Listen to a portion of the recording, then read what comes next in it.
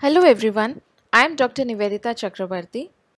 This case is of a 23 years old female who presented with right knee swelling since 3 months. Let's have a look at the radiographs. On AP and lateral radiographs, there is destruction of almost entire patella with no matrix. On having a closer look at the lateral radiograph, we see that there is an interrupted sclerotic line shown by the red arrows, which represents the posterior cortex of patella. So, based on this radiograph, can we exactly diagnose the bone tumor? The answer is no. Although most of the bone tumors are diagnosed on X-ray, this is an unusual case where MRI would be required both for diagnosis and extent of involvement. But we can definitely have some differential diagnosis in our mind. Benign tumors are more common in patella, and patella being an apophysis, giant cell tumor is the most common tumor of patella. And believe me, giant cell tumors can be very aggressive and cause extensive destruction as present in our case. So, giant cell tumor is our first differential. Other benign tumors that can occur in patella are chondroblastoma, osteoblastoma, aneurysmal bone cyst and hemangioma.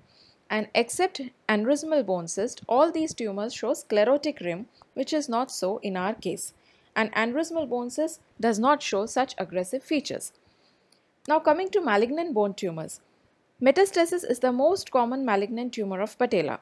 But we aren't expecting metastasis in this 23 years old female.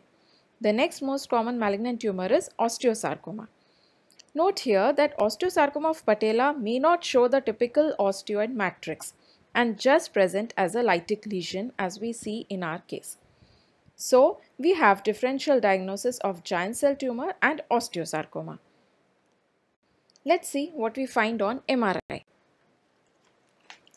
This T1 weighted axial image shows intermediate signal intensity lesion involving and expanding the patella with thinned out cortex interrupted at places. Now because the cortex is thinned out, we weren't able to see it on the radiograph.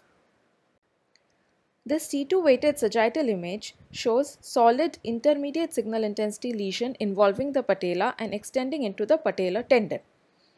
The T2 signal intensity of this lesion is not so bright as fluid as we would be expecting in a case of a chondroid lesion, and not so dark as we would see in a lesion of fibrous origin. Also, the lesion is more or less homogeneous on T2 weighted imaging. This is very characteristic of giant cell tumor.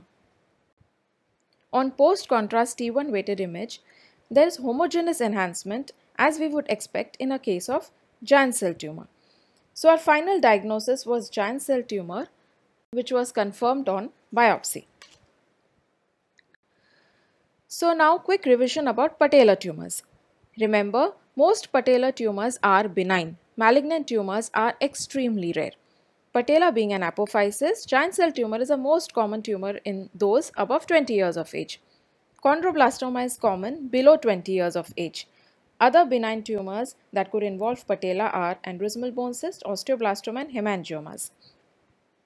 Most common malignant tumor is metastasis followed by osteosarcoma.